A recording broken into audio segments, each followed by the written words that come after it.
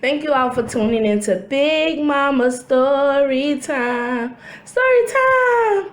Don't forget to like, subscribe, comment to my page. Here we go. Hi guys, thank you all for tuning in to Big Mama Story Time on today. Today I will be reading to you guys a Disney Animals storybook collection, a story out of this book. The last book that I read to you guys was Aristocats, A Surprise Party. This time it will be Sleeping Beauty, Briar Rose to the Rescue. All right, guys, let's get into this book. Let's find it first, guys. All right, Briar Rose to the rescue. Oh, drat, Flora said. We're out of wood. No wood? Meriwether asked. But how will we stay warm overnight? Why, with no fire, we'll freeze. Briar Rose smiled at her aunt. She loved her dearly, but Meriwether certainly had a flair for the dramatic. I'll go fetch some more, Briar Rose offered. Then putting on her cloak, she stepped out of the cottage. I'll be right back, she called. Briar Rose didn't have to go far to find wood. By the time she had taken a few steps into the forest, her arms was full. But as she turned to go home, Briar Rose heard a noise. Hoo! Hoo! Briar Rose spun around to see her friend the owl perched on a tree branch. Why, hello there, Briar Rose called back. How are you this evening? Hoo! Hoo! The owl called again. He flapped his wings frantically and hopped up and down on the branch. Then with one more hoot, he flew deeper into the forest. Briar Rose frowned. Her animal friends were usually quite calm. It was not like the owl to seem so upset. She hoped nothing was wrong. Setting down the pile of wood she had collected, she followed him. The owl landed on a large oak tree.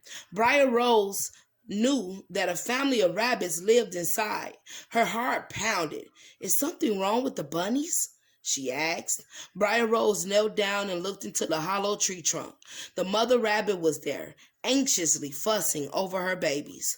1, 2, Briar Rose counted. Where's the third bunny? There should be one more.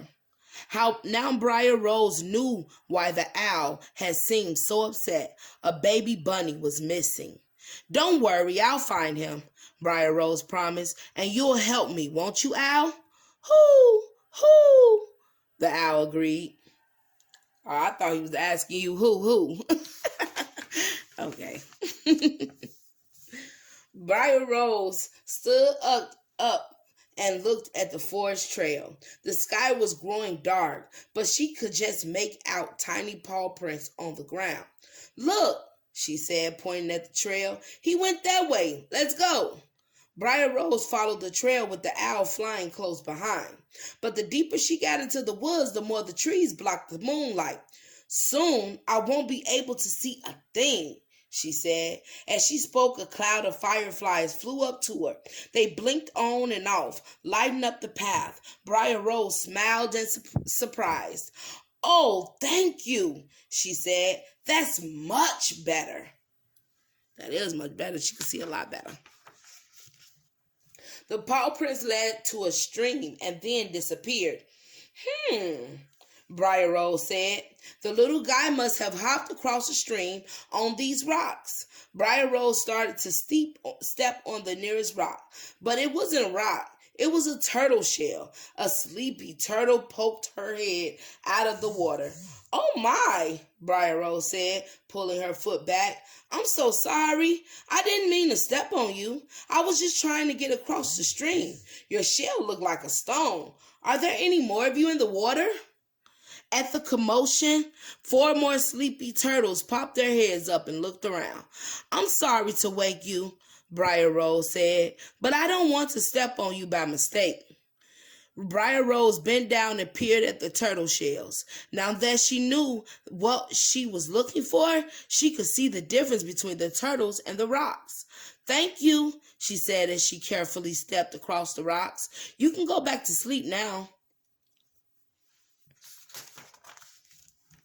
On the other side of the stream, Briar Rose spotted the bunny's paw prints all around her. The sounds of the forest filled the air. Crickets chirped, tiny wood mice scurried through the pine needles, bats flapped their wings as they swept through the trees, but Briar Rose barely noticed. She was too focused on finding the bunny.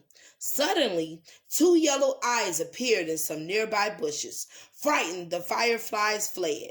The owl let out a startled hoot, but Briar Rose walked toward them. "Who's there?" she asked. "Okay, Briar Rose." A small red fox trotted out of the bushes. Briar Rose smiled.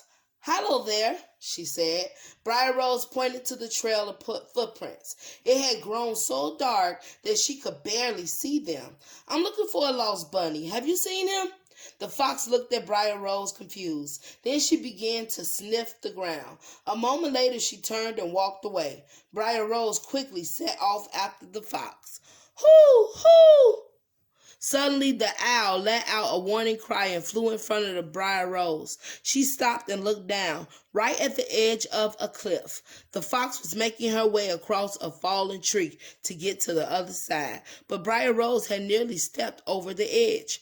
"Thank you, owl," Briar Rose said. "It's a good thing that you can see so well at night." Then, following the fox's lead, she carefully walked across the fallen tree. The fox led Briar Rose into the edge of the forest. Ahead, she could see a cottage with a big vegetable garden.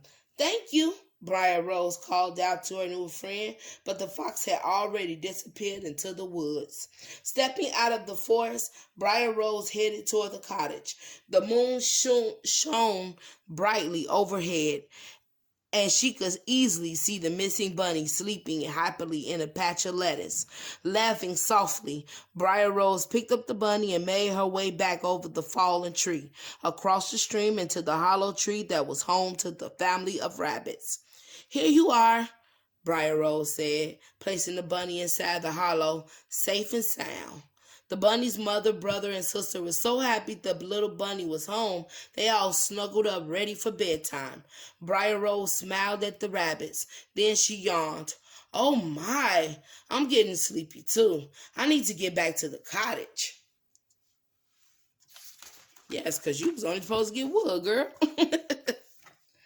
Gathering her firewood, Briar Rose returned to the cottage, where the three anxious aunts were waiting for her. I know they was. "Where were you?" Flora asked. We were so worried about you," Fauna exclaimed. "We went to look for you, but all we could find was an abandoned pile of wood," Meriwether said. "We thought someone had kidnapped you." Okay, I just want to say, guys, they never even picked up the wood, though. They saw the wood, but never picked it up. Okay. No help, I guess. They were so worried about it, I guess, too. All right, let's go. "I'm sorry," Briar Rose said. "It was an emergency. Besides, who would want to hurt me?" We ain't even going to talk about that one.